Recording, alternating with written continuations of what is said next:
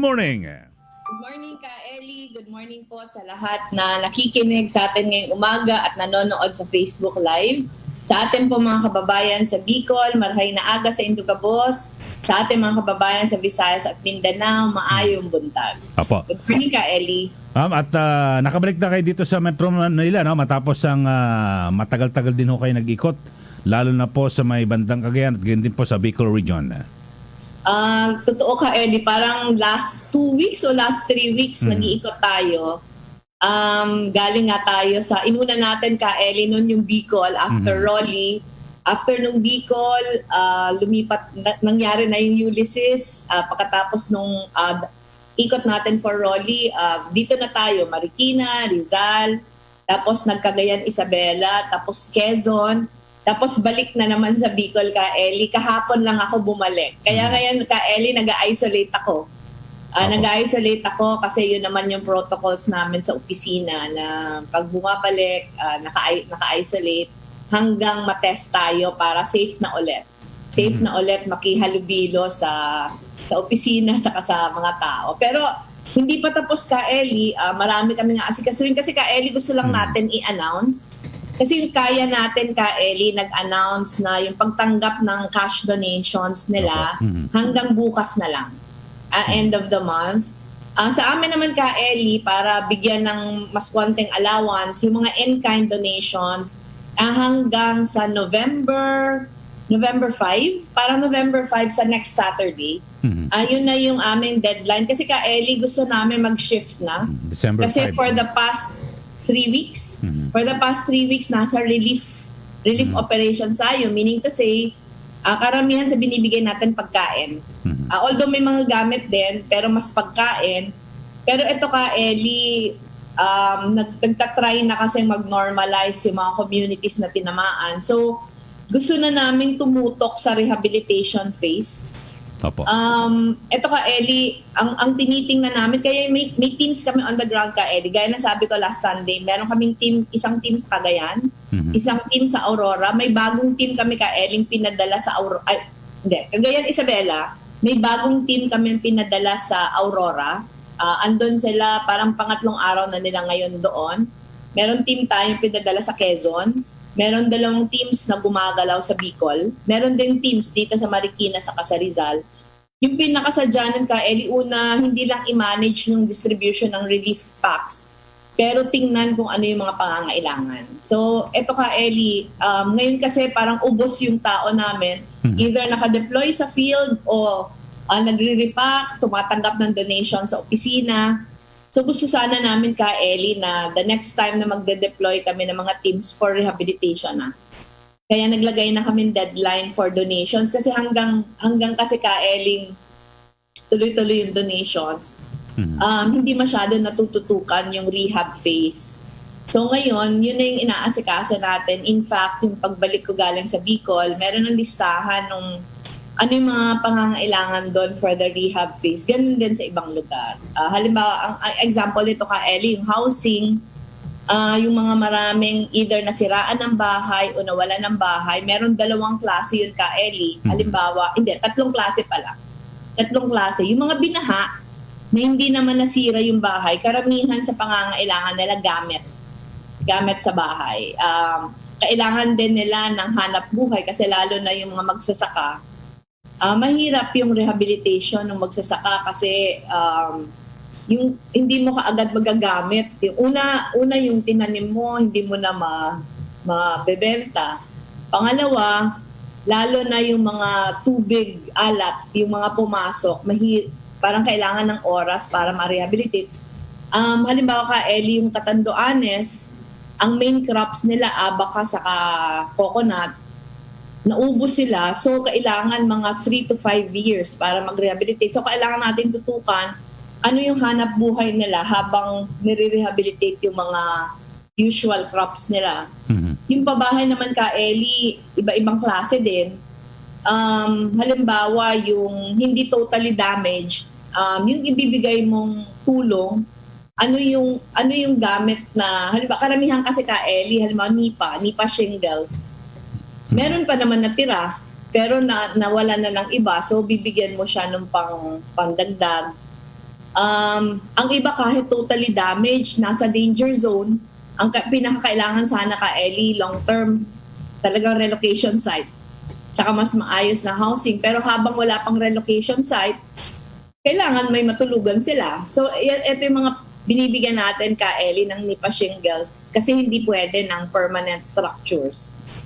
Pero meron namang mga lugar na nawala ng mga bahay pero hindi na pwedeng bumalik doon sa dati. Meron 2 lugar nito sa Bicol ka Ellie. Ang isa yung Ginubatan Albay. Napanood natin to sa mga news. Yung nag-flow yung lahar. Hindi na yun pwede magamit ka Ellie. Pero yung kabutihan sa local government unit, meron na silang relocation site.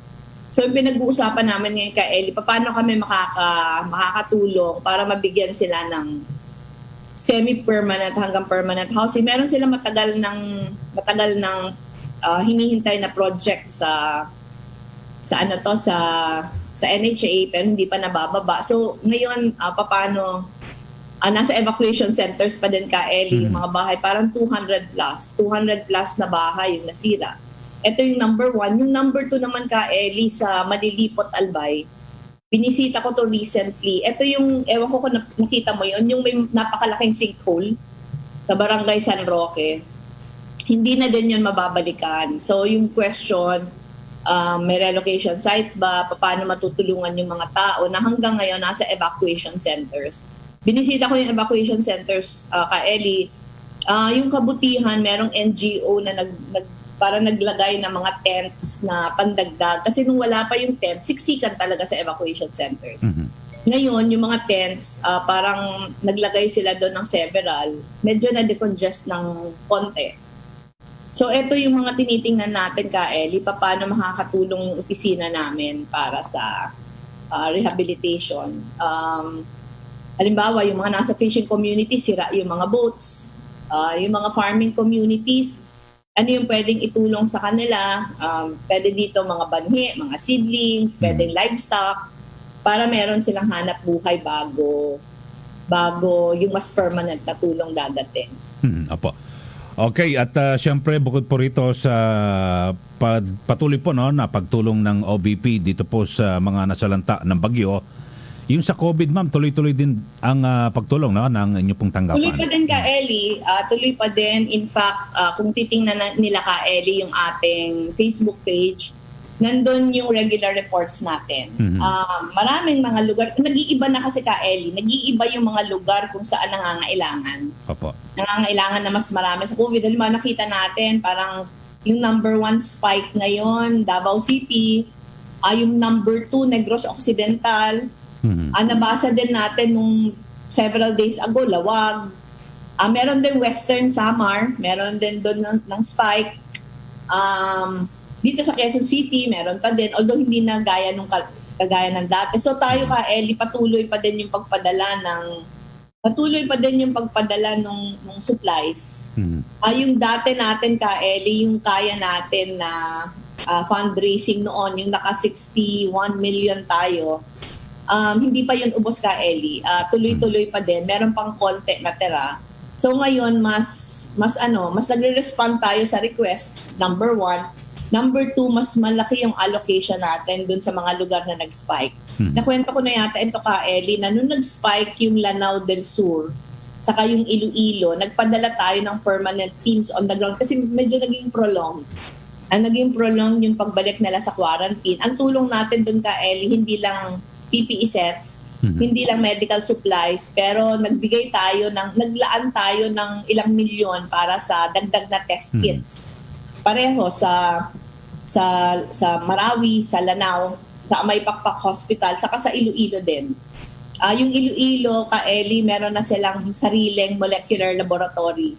So naglaan tayo doon ng pondo sa pagkain. Halimbawa sa Lanao, ka Ellie, nag-partner tayo sa mga farming communities para sila yung nagpo-provide ng hindi lang bigas pero mga gulay. Binibigyan natin yung mga communities na matagal na naka-quarantine na may problema sa pagkain. Nakabalik na yung team natin last week. So wala na tayong team meron pa pala isang tao na naiwan on the ground sa Lanao. Sa Iloilo nakabalik na din. So ito ka Ellie, parati naman natin ina-adjust according sa sa needs. Pero yung COVID, tuloy-tuloy, yung typhoons ka, Eli, yun nga. Opo. Pa-shift na tayo sa rehabilitation stage. Okay. At ngayon pong papalapit ang holiday season ngayon at bukas man, Disyembre na po. At yung Metro Manila Mayors ay ang kanilang rekomendasyon ay manatili po sa GCQ. Huwag mo na mag-NGCQ. Sa inyo pong pananaw, ma'am, at sa inyong pag-iikot, tama lang ho ba na manatili sa GCQ, lalo na ho dito sa Metro Manila at mga kalapit na lalawigan? Ako ka, Eli, para sa akin, mas dapat pakinggan yung mga local officials kasi sila yung nakakaalam kung ano yung sitwasyon on the ground. Kasi iba-iba nga, hindi pwedeng one size fits all. Opo. Yung mga lugar na yung local officials palagay nila mataas pa yung community transmission, para sa akin, kailangan silang pakinggan eh. Kasi sila din ka, Eli, yung mahihirapan pag hindi sila pinakinggan. Kasi syempre sila yung first responders eh. Sila yung first responders. Halimbawa ka, Eli, iba-iba talaga yung sitwasyon. Halimbawa, yung mga pinuntahan ko na mga lugar, karamihan sila malalayo, coastal. Walang community transmission doon ka, Eli. Zero. Zero yung active cases. Nagkaroon naman sila before. Pero parang yung huli nilang kaso, April pa, na LSI, nagkaroon sila 2, 3, 4, tapos wala na. Para sa akin, iba dapat yung treatment doon. Ito ka, Eli, paulit-ulit ko itong sinasabi, pati yung pag-aral ng mga estudyante, dapat iba yung treatment. Hindi talaga one size fits all. Kasi kung wala namang community transmission, dapat mas nino-normalize na yung buhay ng tao kasi kawawa yung mga mapapag-iwanan. Hindi lang sa eskwelahan pero pati sa panghanap buhay. Pero yung palagay ng local officials sa mataas pa yung transmission, kailangan silang pakinggan. Kasi ito talaga ka, Eli, kaya nirecommend din natin before na sana may representative yung mga liga ng barangay, municipality, cities, provinces sa IATF. Opo. Kasi para sa akin ka, Eli, sila talaga eh. Sila talaga yung makakapagbigay ng naaakma na rekomendasyon kung ano yung policy na kailangang gawin. Kasi iba-iba nga. Ano ba, karamihan talaga sa coastal ka, Eli, wala nang community transmission for a very long time. So, iba din doon. Siyempre, sa mas mga lugar na malaki yung traffic, halimbawa sa Manila, sa mga cities, gaya ng Cebu, nag-spike, Iloilo, nag-spike, ngayon Davao, iba din yung treatment. Opo.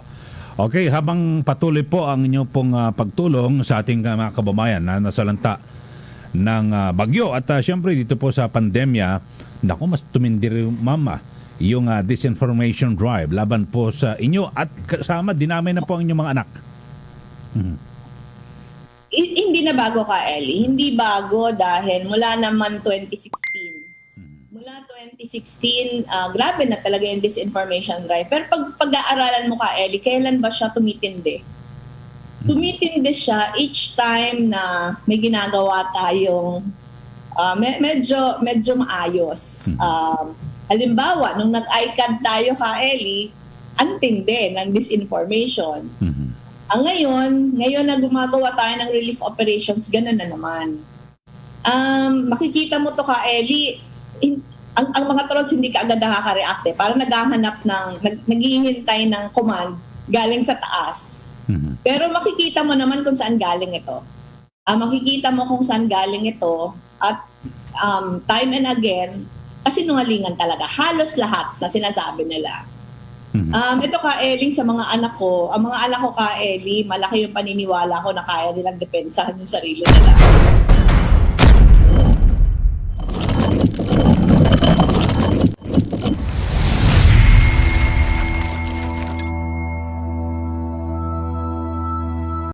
Kasi pinalaki naman silang ganun. Pero halimbawa ka, Eli, kahapon nakita ko, yung anak ko ngayon, nagkukwento, pero nakita ko, nasa Naga pa ako, nakita ko na, hindi pala kahapon, nung isang gabi, nakita ko ka, Eli, na may gawa-gawa ng, una ginaya yung kanyang Facebook page. Nagkukunyaring siya. Tapos meron mga kunyari na conversation, pero halata naman ka, Eli, na kung sino yung kunyaring kausap, yun din yung troll. Nagkunyari lang talaga. So sobrang evil talaga yung pag-iisip. Obviously ka, Ellie, parang gumagawa-gawa ng something. Kasi kapapasa lang ng asawa ko, doktor na siya ngayon. Mhm. Ganun yung ginagawa nila ka, Ellie. Pag medyo may achievement ka, may ginagawa ka, o may na-accomplish ka, hihilahin ka pababa. Mhm. Pero ang kabutihan lang nito ka, Ellie, organic yung dumedepensa sa atin. Mhm. Gusto sabihin, hindi namin kailangan magbayad. Gaya nila, kaya kawawa naman sila. Mhm. Hindi namin kailangan magbayad para depensahan. Di ba, Kaeli, pag tinignan mo yung conversations, kunyari, na galing sa anak ko, lahat na nakakakilala sa amin, Kaeli, magsasabi na siguradong hindi kami yun kasi sobrang bastos. Parang akala siguro nila, Kaeli, pareho na tayo na mga, hindi lang kami, pero tayong mga pareho, yung mga pinapaniwalaan, kagaya din nila. Hindi ganun eh. Yung kaya nilang gawin na kasamaan, kabastusan, hindi natin yung kaya. Hindi natin yung kaya kahit gaano pa tayo naaapi, kahit gaano pa tayo tinitira. Hindi natin kayang sabihin yung mga kasamaan sa kakabastusan na ginagawa nila. Pero ang ito ka, Ellie, ano lang to biktima lang kami. Pero tingin ko yung mas malaking effect nito, parang ang binibring out niya sa tao, yung kasamaan. And ito ka, Ellie, pagpapakita ng palpak na klase ng leadership. Ang mahusay na leader, ang binibring out mo sa tao, kabutihan, hindi kasamaan. Kasi kung ang binibring out mo sa tao, kasamaan, failure ka na talaga. Napapakita ka, Ellie, anong klase yung supporters na meron. Halimbawa, yung mga supporters ni Marcos ka, Ellie, Diyos ko po, paano nila nakakaya na magsinungaling? Ang daming gawa-gawa para lang hilahin ka pababa. Yung sa akin ka, Ellie, kung masama kami, hindi mo na kailangan magsinungaling eh. 'Di ba? Kung masama kami, hindi mo kailangan magsinungaling, sasabihin mo lang yung katotohanan, mahihilan nyo na kami pababa. Pero pag kailangan mo magsinungaling, gusto sabihin, wala ka makitang masama. Kaya gagawa, di ba? Nag-iimbento ng kung ano. Gagawa ka ng, iimbento ka ng kasinungalingan.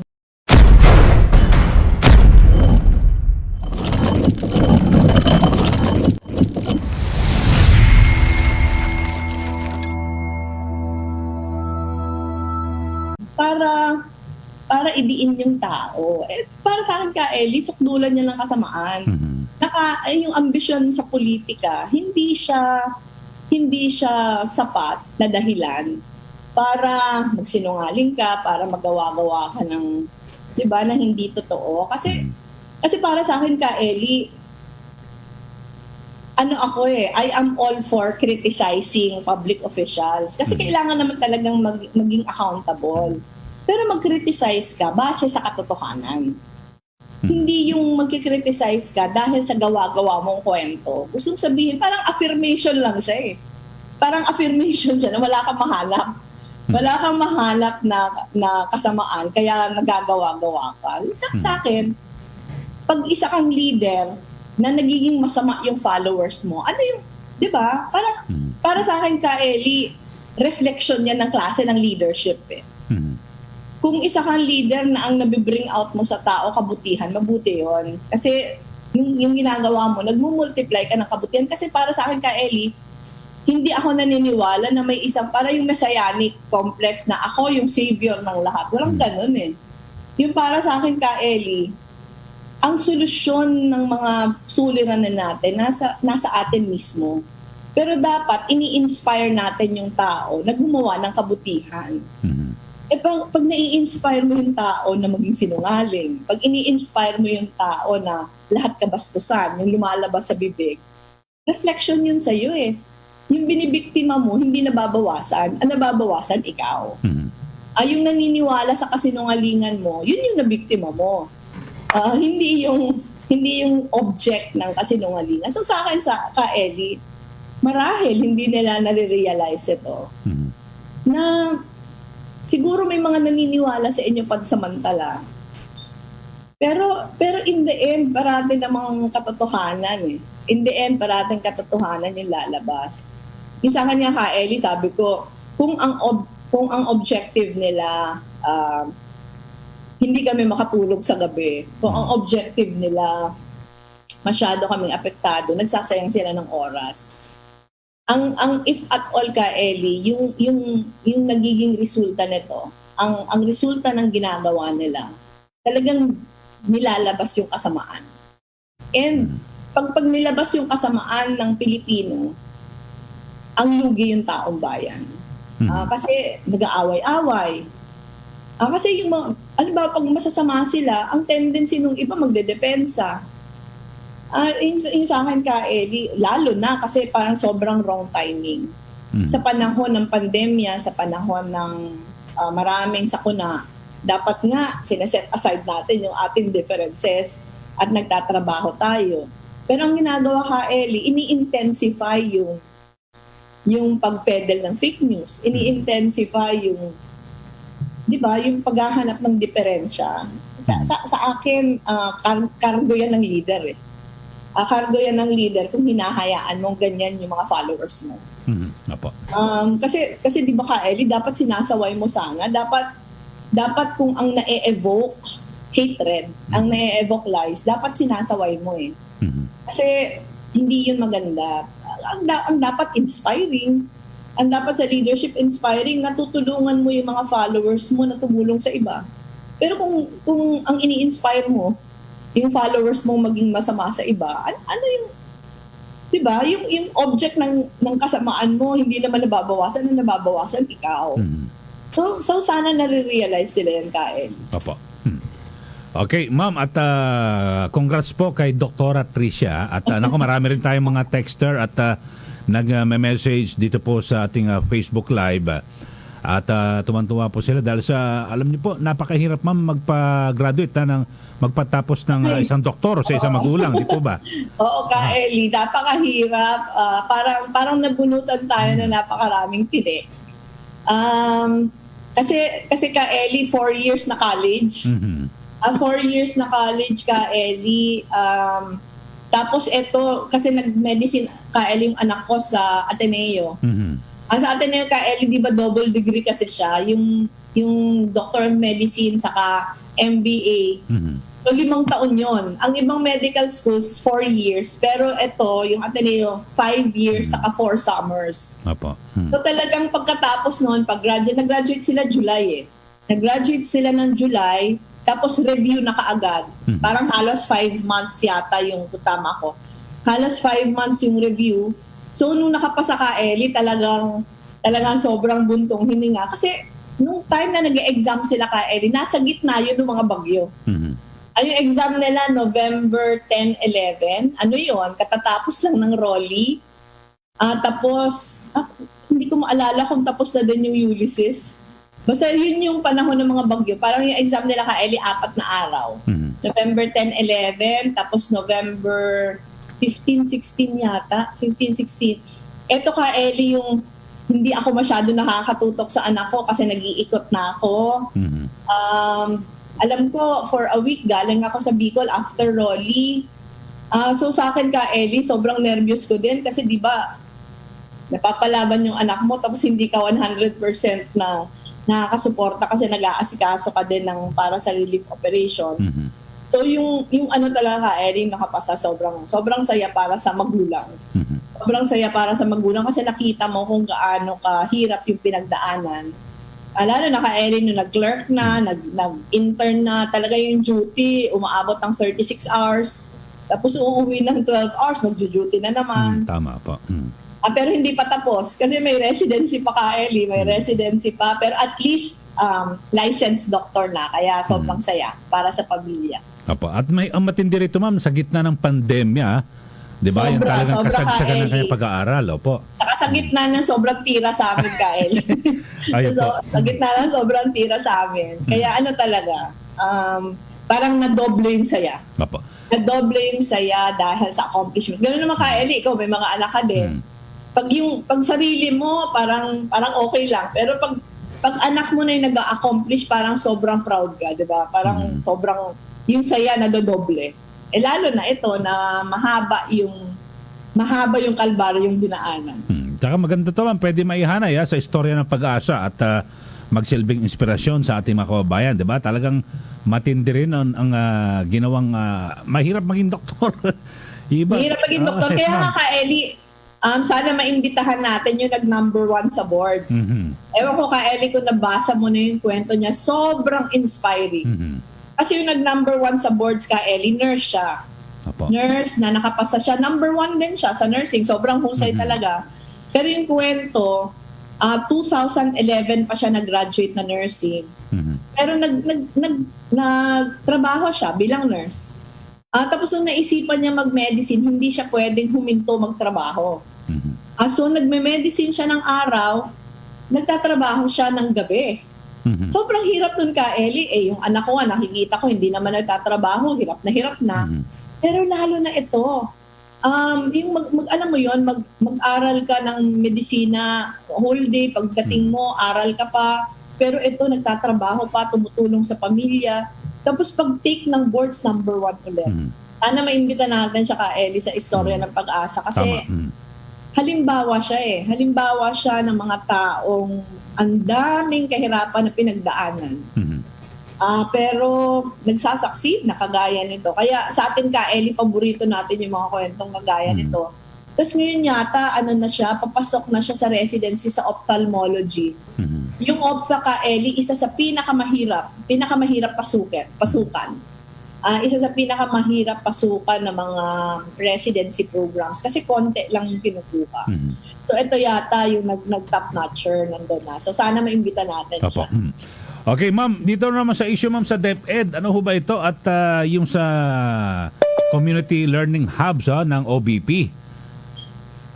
Ito ka, Eli, alam mo, sobrang conflicted ako sa pag-comment dito. Kasi ayoko ka, Eling, madamay yung mga partners. Ayoko madamay yung mga kausap namin na LGU officials, DepEd officials. Kasi dapat, kung meron dapat insulated sa politika, education yun. Education sa health, dapat insulated ito sa politika. Ako ka, Eli, lumabas yung mga kasulat na August yung date ng exchange namin. December na ngayon magde-December na. Pero yung coordination namin ka, Eli, July pa nag-umpisa. Yung coordination namin July pa nag-umpisa. Ako ka, Eli, ayoko nang ibigay yung detalye, ayoko nang ibigay kung sino yung mga kausap namin kasi ayoko mapasama. Pero ka, Eli naman, dapat yung boss ni Secretary Briones, yung mga bata na kailangan matuto, yung mga teachers na kailangan ng tulong. Hindi si Presidente. Yun sa akin, totoo na si Presidente yung nag-appoint sa kanya. Pero sana naman ipagtanggol niya. Sana ipagtanggol niya yung mga bata na nangangailangan ng tulong. Ipagtanggol niya yung mga teachers na nangangailangan ng tulong. Hindi naman dito pwede yung blind obedience. Hindi dito pwede ka, Eli, na yung ginagawa mo, ipiplease mo yung mga nakakataas sa'yo at the expense. At the expense ng yung mga estudyanteng natutulungan. Kasi ka, Eli, una, ini-insist nila na merong face-to-face classes yung community learning hubs. Alam naman nila, ka, Eli, wala. Wala tayong face-to-face classes kasi wala naman tayong teachers. Wala tayong teachers. Meron natin ka, Eli, tutors na kung may batang nahihirapan, pwede siyang pumunta sa center para siya matulungan. Karamihan nga sa mga pumupunta sa centers yung kailangan ng tulong kasi hindi pa nagbabasa. Meron tayong mga grade 5. Grade 5 na ka, Eli, hindi pa din, non-readers pa din. Ito yung mga tinutulungan ng mga tutors natin na hindi kayang tulungan sa bahay. Ay, para lang sa akin ka, Eli, bakit ba natin to ginagawa lahat? Ginagawa natin to kasi ayaw natin na may maiwan Ayaw natin na may maiwan sa bata. Mabuti yung mga medyo may kaya na kayang mag-hire ng sarili nilang mga tutors o yung mga magulang may oras na tutukan sila. Pero ka, Eli, karamihan sa mga mahihirap walang ganun Walang maayos na lugar sa bahay para gawin nila yung mga modules nila. Walang capacity yung magulang para tutukan sila. Yung mga magulang hindi pwedeng huminto sa trabaho para tutukan sila. Ikunento ko na yata to ka, Eli. Yung isang magulang nga na nakausap namin, mga mga buko vendor sila na grabe yung pasalamat kasi may nagtuturo sa anak nila. Ito nga, Ka-Eli, meron tayong mga community learning hubs na nakikiusap yung mga schools, nakikiusap yung mga teachers.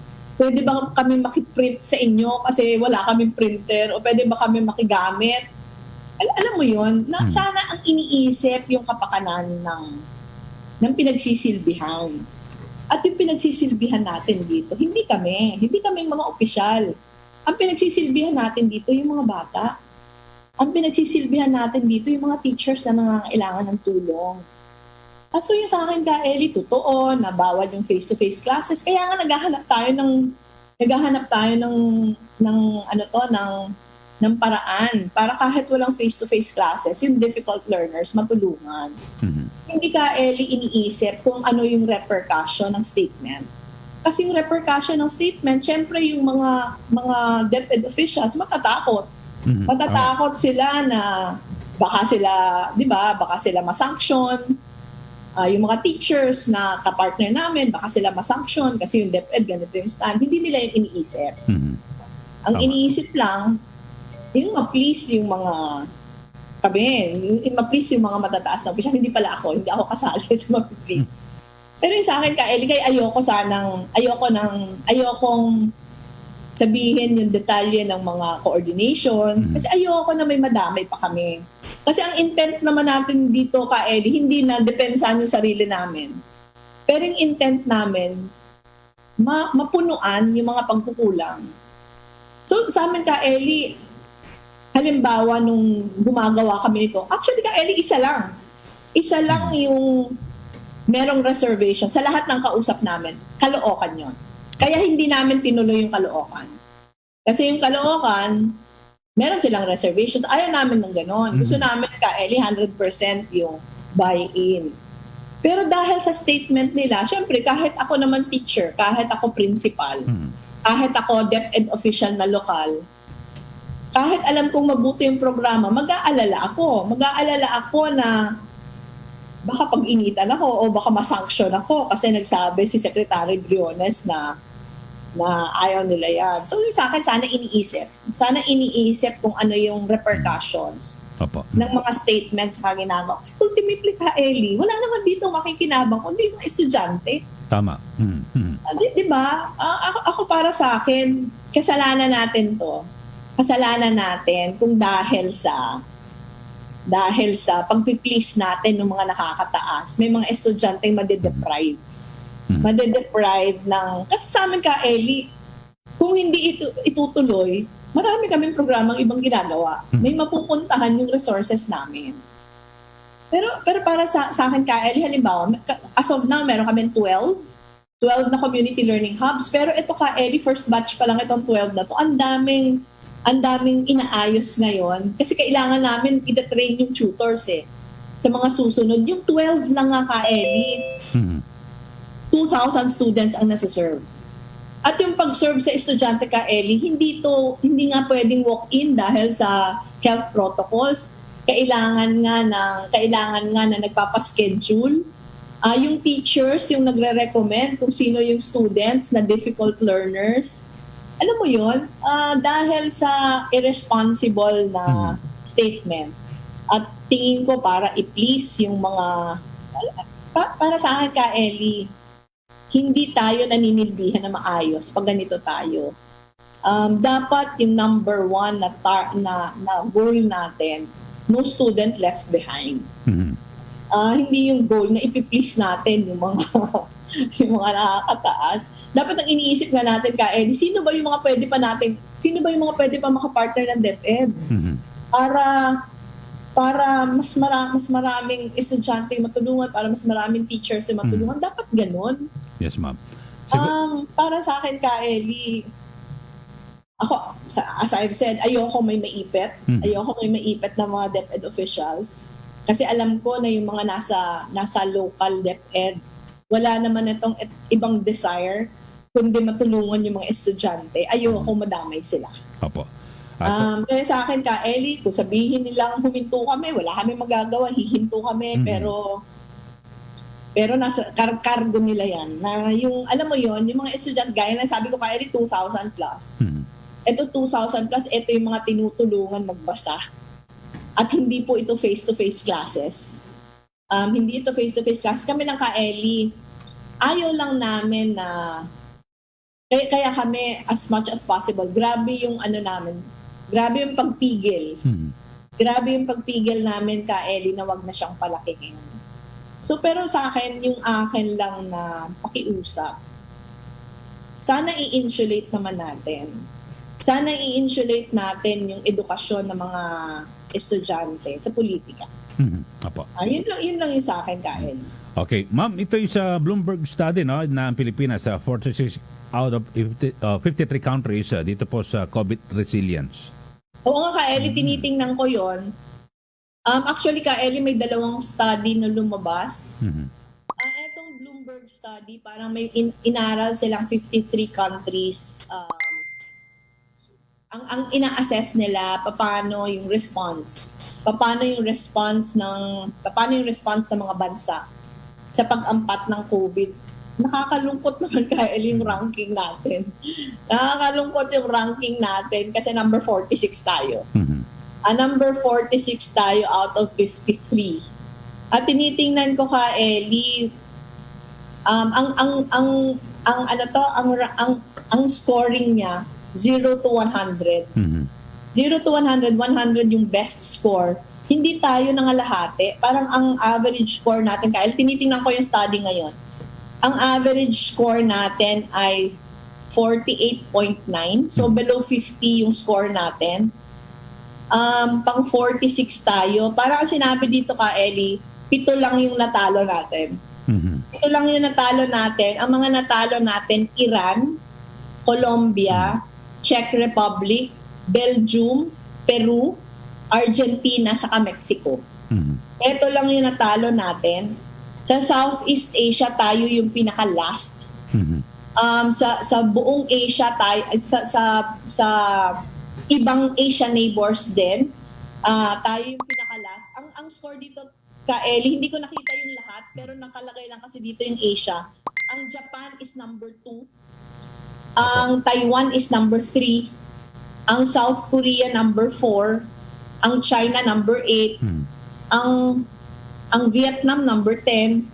Singapore number 11. So ang tataas ng scores ng mga Asian countries, ang number 12 Hong Kong, Thailand number 15, Indonesia number 19, Malaysia number 29, tayo 46.